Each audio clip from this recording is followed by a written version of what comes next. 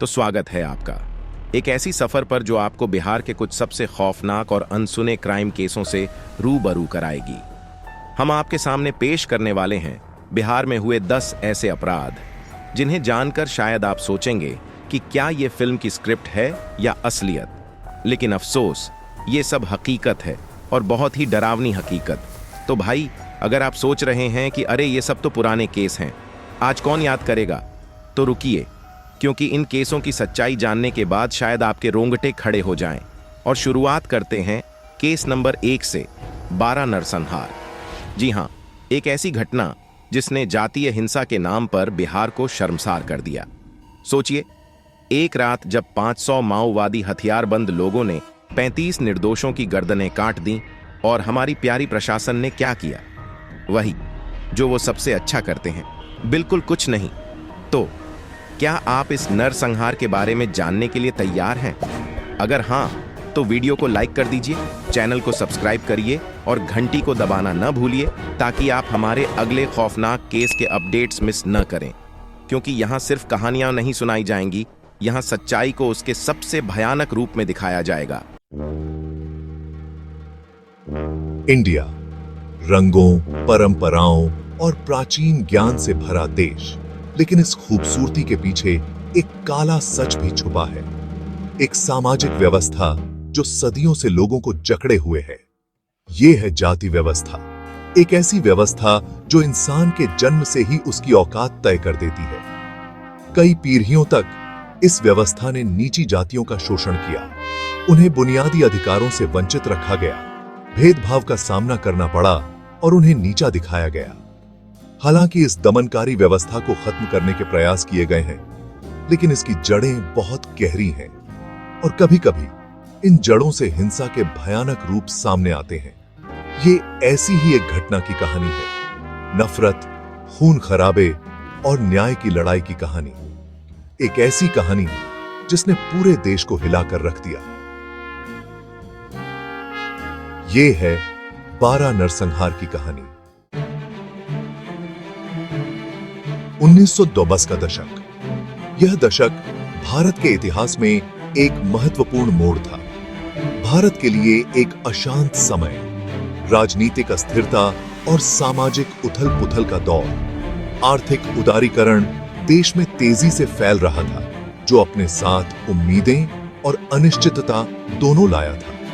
इसने भारतीय समाज के हर कोने को प्रभावित किया, लेकिन बिहार राज्य में एक अलग ही तरह का बदलाव हो रहा था।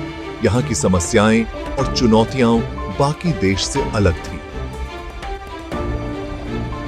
जातिगत राजनीति, जमीन विवाद और गरीबी का जहरीला मिश्रण हिंसा की आग को भड़का रहा था।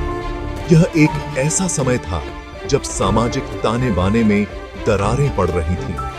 पूर्वी भारत का एक राज्य बिहार हमेशा से ही विभिन्न जातियों और समुदायों का मिश्रण रहा है। यहाँ की विविधता ने इसे अद्वितीय बनाया है। वर्षों तक ऊंची जातियों का बोलबाला रहा, जिन्होंने जमीन, संसाधनों और राजनीतिक शक्ति पर नियंत्रण रखा। यह प्रभुत्व पीढ़ियों से चला आ रहा था, लेकिन नीची जातियां जो लंबे समय से हाशिए पर थीं और उत्पीड़न का शिकार थीं, अब अपनी आवाज उठाने लगी थी। वे अपने अधिकारों के लिए संघर्ष कर रही थीं। सत्ता के इस बदलाव का विरोध हुआ। यह संघर्ष केवल राजनीतिक नहीं था, बल्कि सामाजिक और सांस्कृतिक भी था। ऊंची जातियां अपना प्रभुत्व छोड़ने को तैयार नहीं थीं और अपनी पकड़ बनाए रखने के लिए उन्होंने हिंसा का सहारा लिया। यह संघर्ष और भी भयानक हो गया और इस खूनी खेल में बेगुनाह लोग फंस गए, जो नफरत और खून खराबे का शिकार हो गए। उनके लिए यह समय अत्यंत कठिन था। 12 नरसंहार बिहार में व्याप्त गहरे विभाजन की एक भयानक याद दिलाता है। यह घटना राज्य की स्थिति को और भी गंभीर बना गई। इसने शांति की नाजुकता और सामाजिक न्याय की तत्काल आवश्यकता को उजागर किया। यह समय था जब समाज को एकजुट होकर इन चुनौतियों का सामना करना था। बिहार के लोगों ने शांति और न्याय के लिए संघर्ष जारी रखा। उन्होंने दिखाया कि एकजुटता और सामूहिक प्रयास से ही बदलाव संभव है। आज बिहार ने उन कठिन समयों से बहुत कुछ सीखा है। राज्य में विकास और प्रगति की नई लहर देखी जा रही है, लेकिन उन दिनों की यादें अभी भी जीवित हैं, जो हमें यह सिखाती हैं कि शांति और न्याय के लिए संघर्ष कभी खत्म नहीं होता।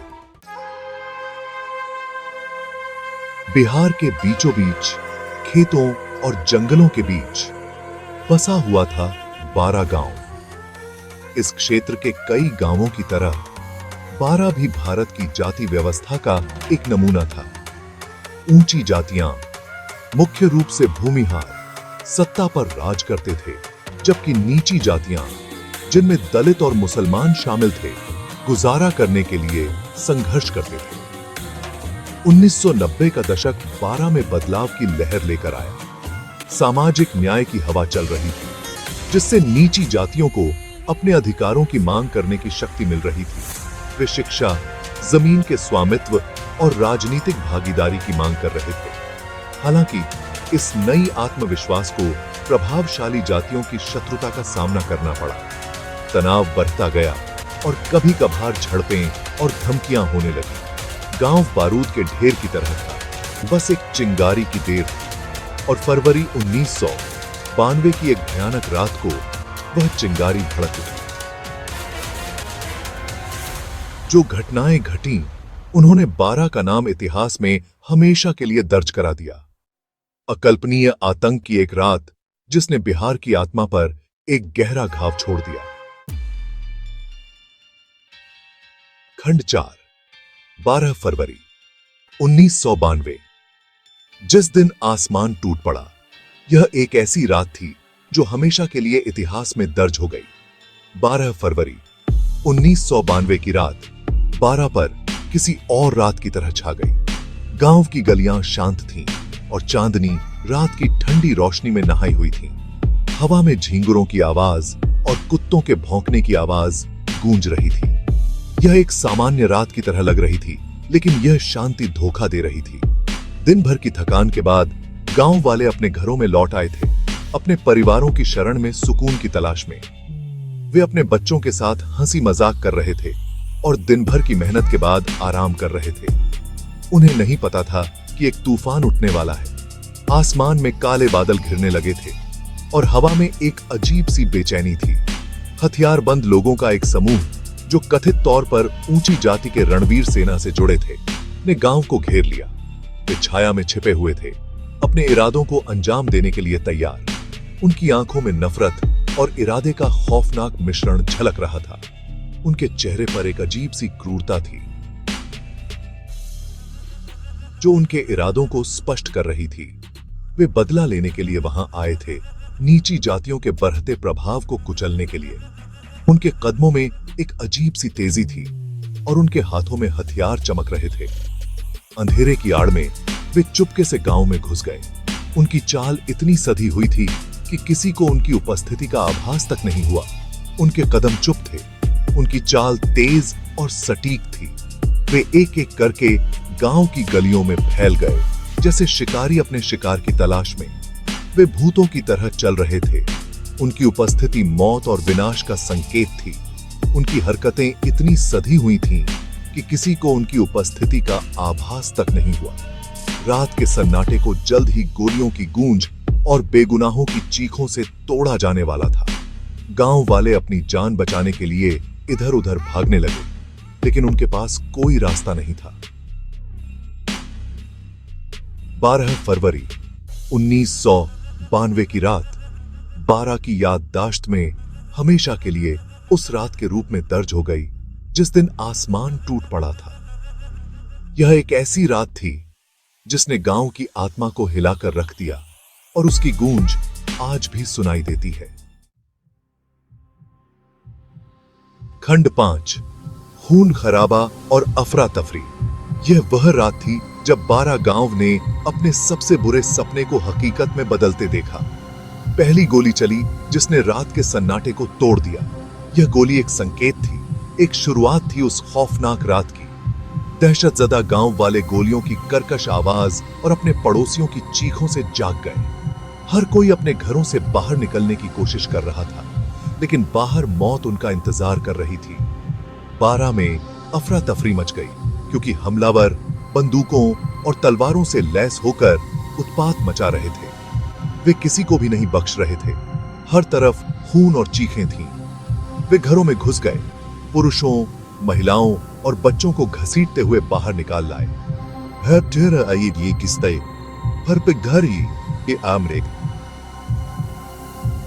एक युद्ध का मैदान बन चुका था, जहां निर्दोष लोग अपनी जान बचाने की कोशिश कर रहे थे। बेखबर पीड़ितों के पास कोई मौका नहीं था। वे पूरी तरह से असहाय थे। उनके पास न तो कोई हथियार था और न ही कोई योजना। उन्हें बेरहमी से काट डाला गया, गोली मार दी गई और जिंदा जला दिया गया। यह एक नरसंहार था, जहां मानवता की सारी हदें पार हो गई थीं। दया की उनकी गुहार बहरे कानों पर पड़ी। जो गोलियों की गूंज और हमलावरों की खौफनाक आवाजों से दब गई। कोई भी उनकी मदद के लिए नहीं आया। हर कोई अपनी जान बचाने में लगा था। हमलावरों ने कोई दया नहीं दिखाई। उनके दिल नफरत और पूर्वाग्रह से कठोर हो गए थे। उनके चेहरे पर कोई भाव नहीं था, जैसे वे इंसान नहीं बल्कि मशीनें हों। उन्होंने न बुजुर्गों को बख्शा और न ही जवानों को। उनके कर्म मानवीय क्रूरता की हद को दर्शाते थे। यह एक ऐसा दृश्य था जिसे देखकर किसी का भी दिल दहल जाए। बारूद की गंध और खून की दुर्गंध से हवा भारी हो गई। हर सांस के साथ लोग उस खौफनाक मंजर को महसूस कर रहे थे।